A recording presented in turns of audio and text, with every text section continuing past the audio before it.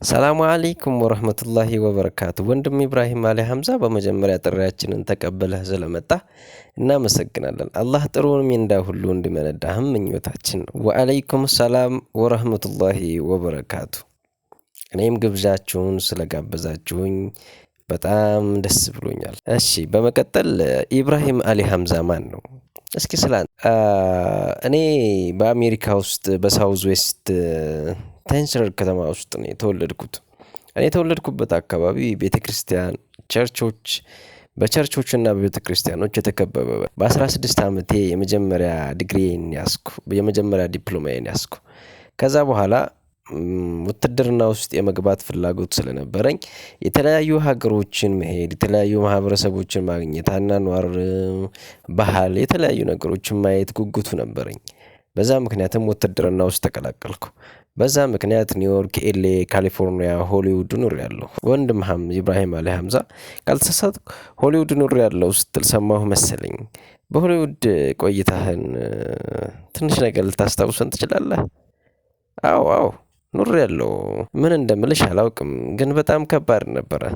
የሆሊውድ ከሜንስትሪሙ ጀርባ ነበረ የኔ ቤት። ከሜንስትሪሙ ጀርባ ነበረ ቤቴ። ታውቂያለሽ? ወክ ስታደርጊ መንገዶች ላይ ሆሊውድ መንገዶች ላይ ያሉ ኮከቦች አሉ። እነሱን ታያለሽ። አክተሮችን በየጊዜው ታገኛለሽ። እነዚህ በአለም ታዋቂ የሆኑ ትልልቅ አክተሮችን ታገኛለሽ። የኔ ህይወት ፊልም ነበር የሚመስለው። የእውን እየኖርኩ አይመስለኝም። አንዳንዴ የማየው ነገር መንገድ ላይ እንደወጣሽ የምታየው ነገር ብዙ ነገር ነው። በፊት በጃሂልያ ጊዜ እንኳን ሆሊውድ መንደር ውስጥ ክለቦች ውስጥ ነው በየቀኑ የሚሄደው። ባልሄድም እንኳን መስኮቴን ስከፍት የምመለከተው ነገር እውነተኛ ኑሮ አይመስለኝም።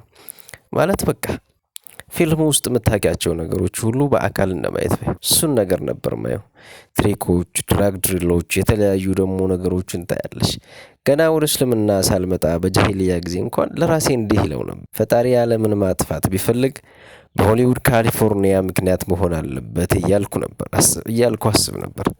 እኔ ከምኖርበት ጎን የምትኖር የፊልም ኢንዱስትሪ ውስጥ የምትሰራ አንድ ጓደኛ ነበረችኝ እና ስለምትሰራው ስራ ስጠይቃት እኔም የሚያሳትፉኝ ተዋናዮች ችግር ሲፈጠርባቸው ሆሊውድ ውስጥ በጣም ብዙ ጊዜ ነው የሰራችሁ፣ ግን ተዋናዮች ችግር ሲፈጠርባቸው ያውም ደግሞ የሴክሹዋል ፓርቱን ነው አለች። ያ ቦታ በጣም አስቀያሚ ነው አለች።